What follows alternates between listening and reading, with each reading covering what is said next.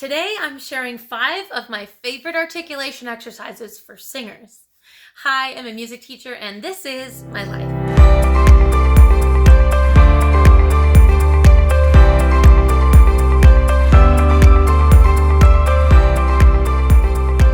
Welcome back to the channel, everyone, and welcome to those of you who might be new here. Now, while I know that the last several videos have been focused on physical instruments that are easier to see, today we're focusing on articulation exercises for vocalists. And this is actually really fun for me to talk about because if you don't already know this, I am currently the junior and intermediate choir director at my church. And the junior choir is made up of kids between grades 2 and 12. So that usually starts around age 7 and going all the way up to 18. While the intermediate choir is typically made up of high school aged and sometimes college and even university students who come back to help sing with us on some special occasions if they're not able to attend those weekly junior choir rehearsals. So grade 9 is usually around age, I think, 14 or 15, and it goes all the way up, like I said, through college and university. Now, articulation is so important as singers because if we're not clearly pronouncing all of the words in our songs, it's going to be really hard for audience members to both understand what we're singing and to relate and connect to the message behind those songs. And this is great whether you're singing in a church group, maybe if you're singing solo repertoire, musical theater, classical music, anything, you name it. Articulation is really important. Before we get started though, you know what to do. Give this video a thumbs up, subscribe to the channel, and ring the notification bell so that you never miss another video. So I'm going to start with the first one that I like to do, and this one could be great for a choir of any skill level and any age. And this is the lips, the teeth, the tip of the tongue. There are many different ways that you could do this one, but it's a really great challenge because you're fitting in so many different types of consonants all into one short warm-up. So if you're short on time, this is a good one to include. Now, the pattern that I like to use with my choir, because again, if I'm starting with kids in grade 2, it needs to be pretty beginner friendly, is to sing all of those words on the same note and then to go up a major scale and continue on. So let me demonstrate that now. If this is our first note, we might sing the lips, the teeth, the tip of the tongue, the lips, the teeth, the tip of the tongue, the lips, the teeth, the tip of the tongue, the lips, the teeth, the tip of the tongue. And we would go all the way up the scale until we got to the lips, the teeth, the tip of the tongue. You could also do the same thing going down the scale. If you have a more advanced group, you could have them do it on a chromatic scale, or you could even have them do it faster. The lips, the teeth, the tip of the tongue, the lips, the teeth, the tip of the tongue. And what's a lot of fun with this one is that I know for sometimes my choir rehearsals, they really like the challenge of seeing if they can make it all the way through the scale without making any mistakes. And if they do, they're really proud. So this one can be a lot of fun, either for you or if you're running a choir, for them. The second one probably sounds easier than it actually is, but it's red leather, yellow leather. It sounds easy because you might think, oh, 4 words and it sounds so smooth, red leather, yellow leather. What could possibly be so difficult about that? Well, it can be deceiving, right? And these articulation exercises are often tongue twisters, and this is not just for vocalists, but actors use this as well. But if you're a singer, then you might add a melody to this. The one that I'm used to is red leather, yellow leather, red leather, yellow leather, red leather, yellow leather, red. So we're focusing on just the notes do, re, mi, fa, and so in the scale.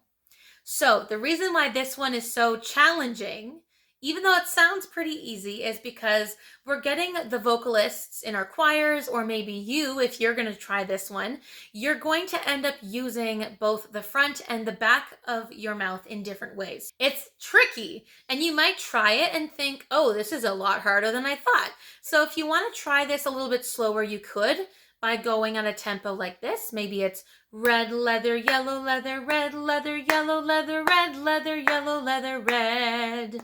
Or you could go a little faster. Red leather, yellow leather, red leather, yellow leather, red leather, yellow leather, red. Red leather, yellow leather, red leather, yellow leather, red leather, yellow leather, red.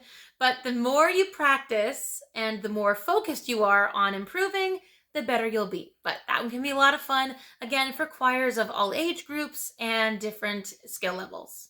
The third one that I'll do sometimes is 1, 1, 2, 1, 1, 2, 3, 2, 1. I don't know if it has another name. If it does, let me know in the comments below.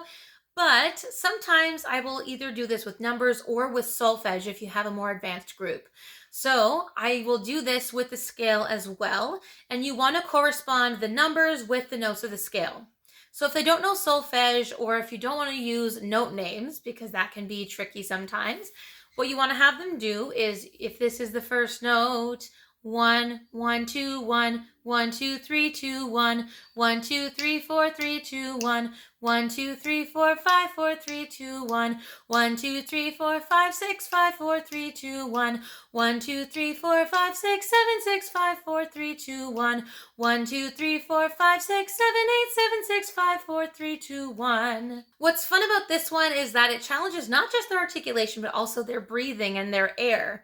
The reality is that, at least for my choir, by the time they get to the one where they're going from 1 to 6, they realize, oh, to go 1, 2, 3, 4, 5, 6, 5, 4, 3, 2, 1 in one breath is getting more difficult.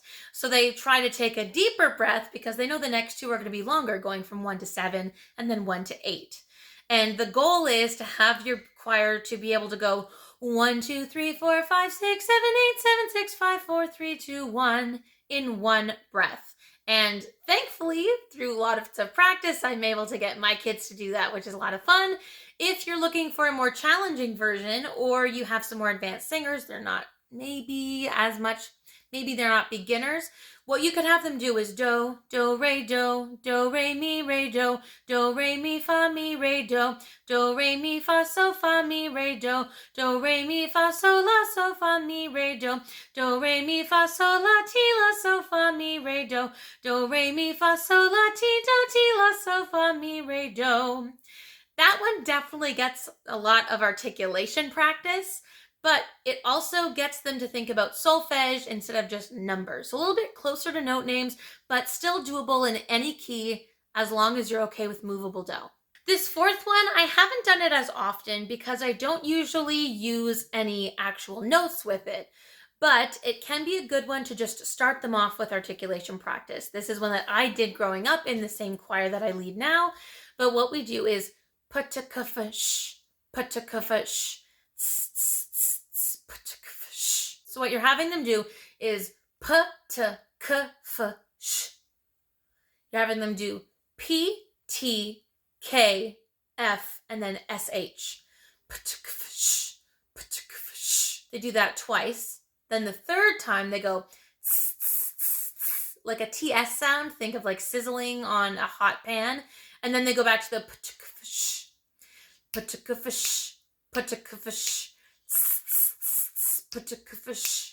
And this one, like I said, doesn't have any notes associated. There aren't any vowels to sing, but it gets them to challenge their articulators in sort of a rhythmic kind of way. It's a lot easier to internalize the rhythm. Sometimes we'll have them walk in place, go 1, 2, 1, 2, maybe go right, left, or left, right, if that's what you prefer. But that way they can really internalize the tempo and then go and try it.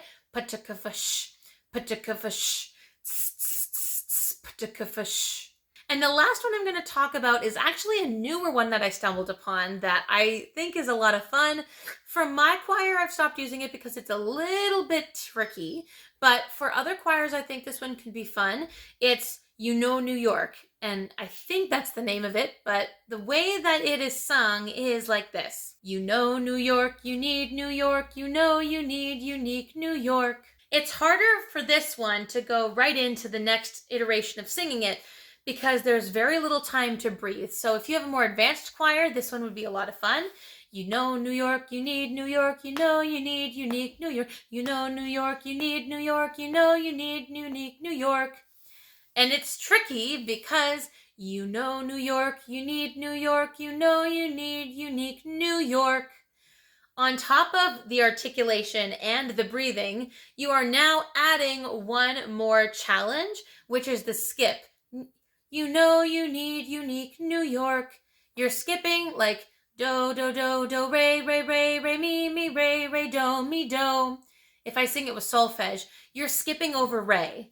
And for more advanced singers, that's going to be a lot easier. Like I said, for my younger choir, they struggle with it. So I really only bring that out in rehearsals maybe once or twice every now and then, but it's not one that I use very often, but it's a lot of fun, and I personally like doing it as a challenge for myself if I'm warming up with singing. So I hope you like this video. If you're a singer out there, let us know in the comments below what types of fun warm-ups you do to warm up your articulators. And if you haven't seen my video about the pasta method, which is how I structure all of my vocal warm-ups, I will leave that link in the description below.